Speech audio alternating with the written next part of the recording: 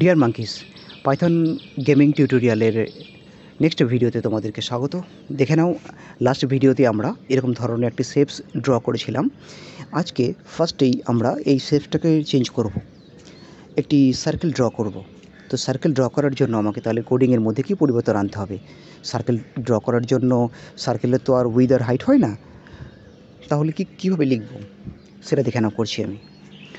তো অবভিয়াসলি সব কিছু একই থাকবে, কিন্তু রেকটাকে চেঞ্জ করে সার্কেল করে দেবো। রেকটাকে চেঞ্জ করে সার্কেল করে দিলাম, এবং সার্কেলের তোমাদের এক্স আর ওয়াই পজিশন তো দিতেই হবে মাস্ট, কিন্তু উইথ এবং হাইটের বদলে তোমাদেরকে দিতে হবে রেডিয়াস। তো রেডিয়াসটা কীভাবে দেবে দেখো,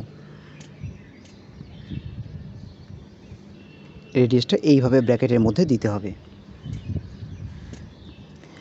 কোথায় কমাগুলো দিচ্ছি আমি সেটাও কিন্তু একটু মনে রাখতে হবে।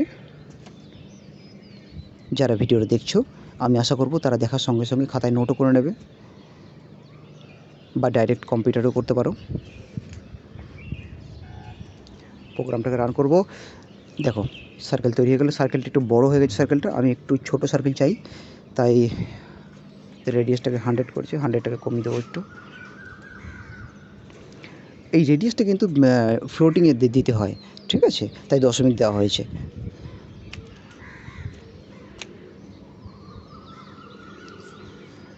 তো দেখেন একটা ছোট্ট সার্কেল একটা বিশেষ জায়গাতে তৈরি হয়ে গেছে। এইবার এই সার্কেলটাকে আমরা একটু মুভ করব। মানে কি, কিবোর্ড থেকে লেফট বাটনটা ক্লিক করলে সার্কেলটা যাতে লেফট সাইডে যায়, আর রাইট অ্যারোটা ক্লিক করলে, কিবোর্ড থেকে রাইট অ্যারো ক্লিক করলে যেন রাইট সাইডে যায়, লেফট অ্যারো ক্লিক করলে যেন লেফট সাইডে যায়। সেটা করার জন্য আমাকে তাহলে কীভাবে কী লিখতে হবে সেটা এবার দেখে নাও।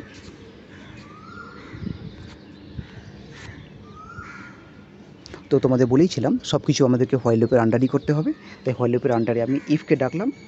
কেন? কারণ ইফ চেক করে দেখবে, একটা ইভেন্ট চেক করবে। কি ইভেন্ট চেক করবে? ইভেন্ট ডট টাইপ পাইগেম ডট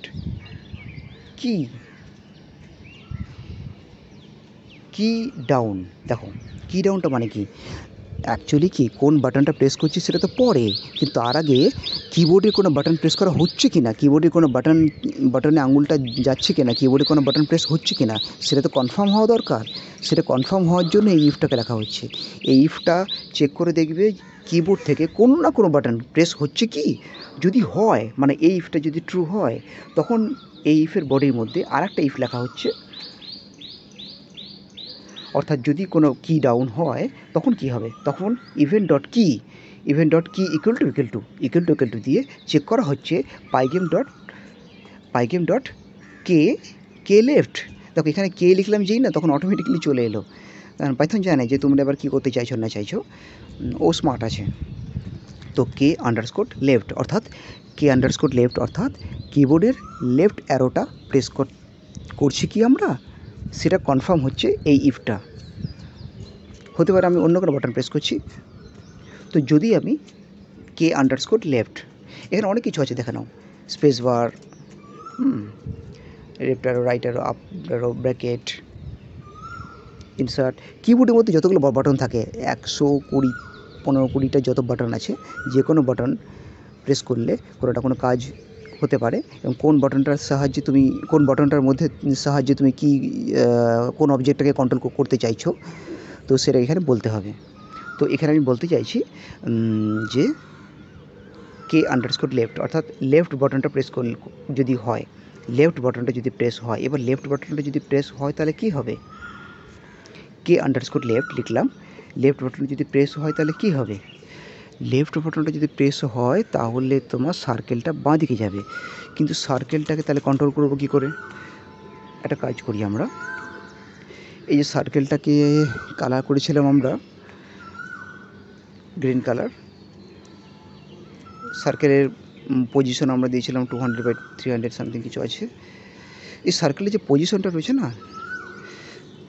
সার্কেলের পজিশনটাকে আমরা কন্ট্রোল করব ভেরিয়েবলের সাহায্যে। দেখো আমি এটা মুছে দিলাম, এখানে দুটো ভেরিয়েবল বানিয়ে দিলাম, এ আর বি ব্র্যাকেটের মধ্যে দুটো ভেরিয়েবল দিয়ে দিলাম, মাঝখানে কমা, এ বি কমা দিয়ে দিলাম। এবার আমি চলে যাব উপরে দেখো লিখেছি আমি ডিপ গ্রিনের নিচে a, b ইকুয়াল টু 200/200, তার মানে a 200কে কল করছে, b 200কে। ঠিক আছে, তো অর্থাৎ টার্টেলের যে টার্টেলের পজিশনের যে নাম্বারিংটা, ওই নাম্বারিংটা আমরা ভেরিয়েবলের সাহায্যে সেট করলাম। এবার এই লাইনটা কনফার্ম হবে যে কোনো বাটন প্রেস হচ্ছে কিনা, তারপরের লাইনটা কনফার্ম হবে লেফট অ্যারোটা প্রেস হচ্ছে কিনা। এবার যদি লেফট অ্যারোটা প্রেস হয় তাহলে কি হবে, তাহলে a minus equal to 10, a minus equal to 10 মানে হচ্ছে এর যে ভ্যালুটা রয়েছে, এর ভ্যালুটা 200 রয়েছে বা 100 রয়েছে, যাই রয়েছে এর যে ভ্যালুটা তার থেকে 10 মাইনাস হবে, 10 মাইনাস হয়ে সেটা আবার এতেই স্টোর হবে। যদি লেফট বাটন কেউ প্রেস না করে তার জন্য এলিফ লিখলাম, এলিফ লিখে আর একটা কন্ডিশন দিচ্ছি, ইভেন্ট ডট কি equal to K underscore right, অর্থাৎ রাইট বাটনটা প্রেস হচ্ছে কি। রাইট বাটনে যদি প্রেস হয় তাহলে কি হবে, তাহলে a plus equal to 10, a plus equal to 10 মানে হচ্ছে যে এর যে ভ্যালুটা রয়েছে ওই ভ্যালুটার সাথে 10 নাম্বারটা অ্যাড হয়ে সেটা এর মধ্যেই স্টোর হবে।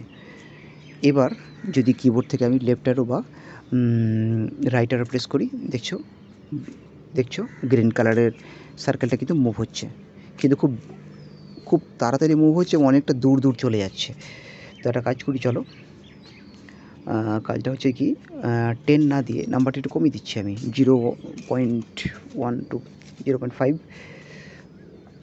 আর এটাও 0.5 করে দিই, যাতে আস্তে আস্তে মুভ হয়, একটু করে মুভ হয়।